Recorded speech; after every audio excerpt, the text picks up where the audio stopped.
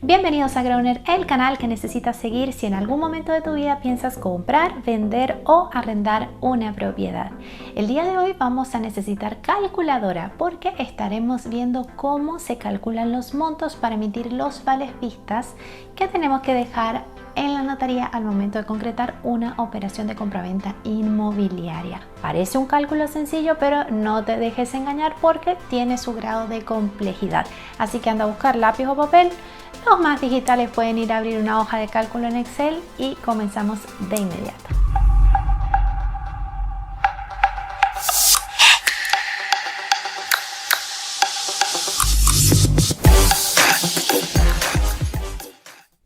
Lo primero que necesitamos discriminar es la forma en la que paga el comprador. Y aquí solamente tenemos dos opciones, o a crédito o al contado. Para no aburrirlos mucho en este video porque tiende a ser un poco largo, en esta ocasión vamos a hablar solo de la compraventa al contado y luego la próxima semana les traeremos un video conversando acerca de la parte con crédito hipotecario.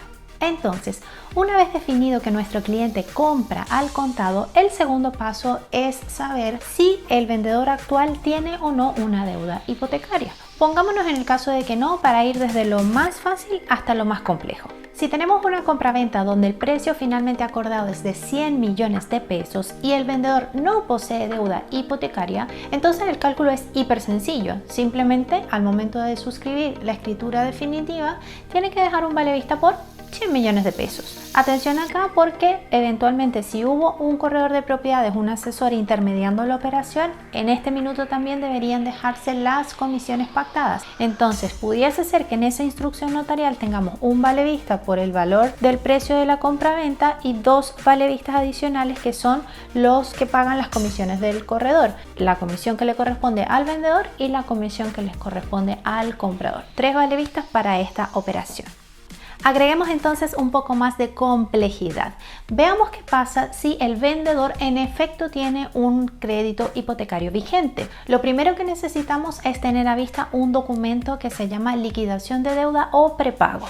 Este es un documento que se le pide al banco del vendedor y básicamente lo que nos dice es cuánto debe en ese momento. Aquí ya comenzamos a incorporar variables porque la liquidación de deuda en efecto hace una proyección a un par de días, pero nunca hace una proyección a 3 meses, que es más o menos el tiempo que nos vamos a tardar en concretar y cerrar toda la operación hasta que quede inscrita en el conservador de bienes raíces. Entonces, ¿qué pide el banco? Bueno, como yo te estoy dando un monto el día de hoy, pero lo más probable es que cuando termine el proceso el monto sea distinto, yo quiero que tú provisiones 3 dividendos adicionalmente para que al momento de que yo vaya a cobrar el vale vista, entonces no me quede cortita de plata, la plata en efecto alcance y si sobra, porque eso es lo que busca el banco, que sobre plata, no que quede ni muy justo ni hacia abajo. Si sobra plata, que es lo que estamos tratando de lograr, entonces esos fondos adicionales pagados se le reintegran naturalmente al vendedor. En unos minutitos les voy a dar una visión un poquito más amplia de cómo es el proceso completo del pago de la deuda, pero quiero que no nos desenfoquemos del punto de este video que es cómo hacer el cálculo para emitir el vale vista. Sigamos en esto y luego vamos al otro. Entonces, vamos a hacer como nos los hacían en el colegio, los datos. Pongamos entonces que en este ejemplo la compraventa, el monto final pactado es de 100 millones de pesos. El vendedor le debe a su banco 30 millones de pesos y el monto del dividendo mensual son 300.000 pesos. Ya tenemos todos los datos. 100 millones de pesos en la venta, la compraventa, el monto final. Tenemos 30 millones en deuda al banco y tenemos 300.000 pesos mensuales por concepto de dividendo mensual. Para calcular el vale vista hacemos lo siguiente, tomamos los 30 millones de pesos que es la deuda como tal y le sumamos los 3 dividendos.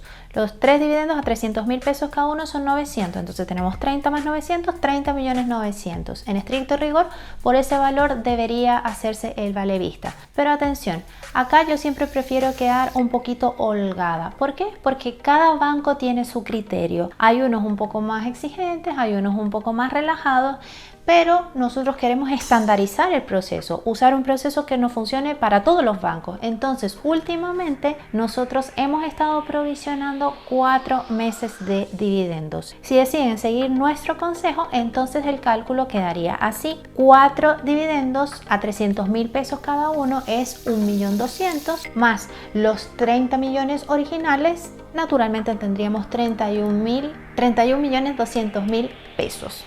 Esta instrucción notarial entonces nos quedaría con un vale vista en favor del banco por 31.200.000, nos quedaría también con un vale vista en favor del vendedor por 68.800.000 y finalmente, si es el caso, los vale vistas por las comisiones de los corredores que hayan intermediado la operación. Ahora sí, para entender mejor este escenario y los otros que vamos a estar discutiendo la próxima semana, quiero contarles cómo funciona el pago de la deuda hipotecaria. El primer paso lo tenemos al momento de iniciar el estudio de títulos. Cuando ya se firma la promesa de compraventa y comenzamos a recopilar los antecedentes para efectuar el estudio de títulos, uno de estos documentos que pedimos es justamente la liquidación de deuda o prepago que conversamos al principio. Entonces revisamos cuánto se debe al banco por concepto de la hipoteca o el crédito hipotecario que está vigente. Luego de esto pasamos al paso número 2, que es básicamente la firma de la escritura, donde se dejan los valevistas para el banco, para el vendedor, para los corredores, lo que acabamos de hablar hace unos minutos. Ese sería el segundo paso. El tercero se da cuando la notaría toma toda esta información que le dejamos, las instrucciones, la matriz de la escritura y se la manda al banco del vendedor, que recordemos que es el único banco en este ejemplo concreto que nos está intermediando la operación. Este banco, ¿qué hace? Revisa. Entonces va a ver las instrucciones notariales y va a ver cuánto debe la persona en ese minuto en el sistema y dice, bueno, esta persona me debe X cantidad de plata y el valevista que me dejó en notaría en efecto cubre lo que me debe, con un poquito de holgura hacia arriba. Si eso es así, entonces el banco perfectamente firma. Si el banco considera que la holgura está muy cortita y que la operación puede extenderse y al extenderse obviamente la deuda aumenta y hay un riesgo de que cuando la operación se termine no haya plata suficiente para cubrir la deuda de la persona, entonces el banco no firma y va a mandar a reparar las instrucciones y va a pedir que se abone más plata, o que se haga un valevista complementario o que se haga una provisión de fondos en una cuenta especial de varios acreedores que tiene el banco para este fin.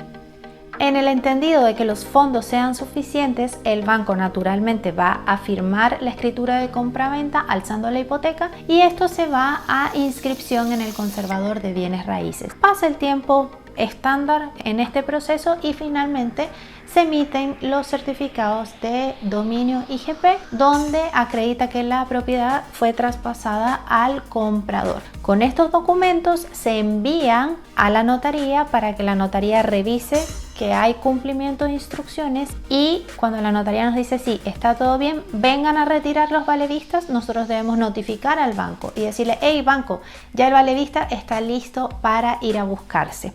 ¿Cuál sería entonces el último paso? Un ejecutivo, un representante legal del banco se dirige a la notaría, toma este valevista, se lo lleva obviamente al banco y revisan en ese día, cuando se va a hacer el pago, se revisa en el sistema cuánto es lo que debe la persona a la UF de ese día, con los intereses de ese día. Ahí es cuando realmente se hace el corte efectivo de la deuda. Y el banco dice, bueno, en este minuto me debe 30.700.000 pesos. Teníamos un valevista de 31.200.000 pesos.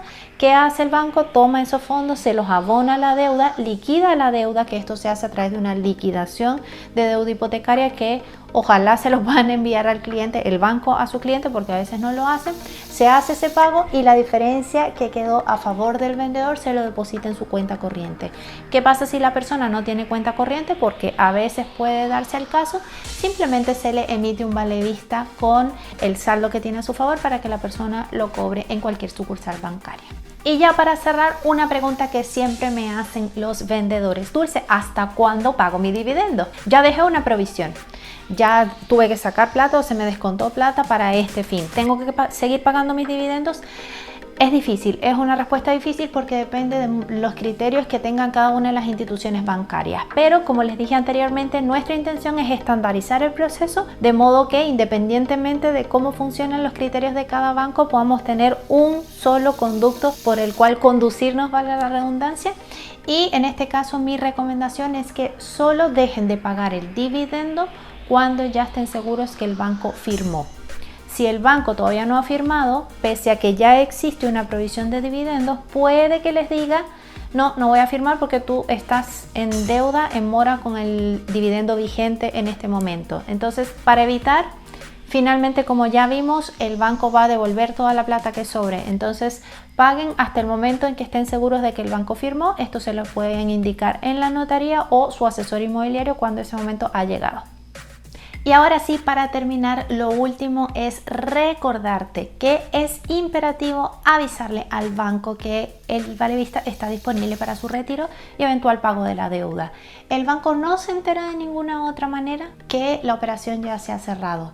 Tiene que hacerlo el cliente o, en su defecto, el asesor inmobiliario, recordarle al cliente que le notifique al banco que ya están disponibles los fondos para el pago de la deuda. Si a alguien se le olvida esto tan fundamental en este proceso, el banco va a seguir con la deuda avanzando. Si se te olvida y pasan 6 meses, 6 meses te van a estar cobrando el dividendo y obviamente no hay derecho a reembolso. La única manera en la que tú haces el corte para que no siga avanzando tu deuda hipotecaria es con esta notificación, que yo además recomiendo que se haga por correo, no por llamada, no avisarle al ejecutivo por un WhatsApp, por correo, de modo que te quede la fecha, la hora en la que tú notificaste al banco, los fondos están disponibles, ya depende de ustedes cuando los vayan a buscar y pagar mi deuda.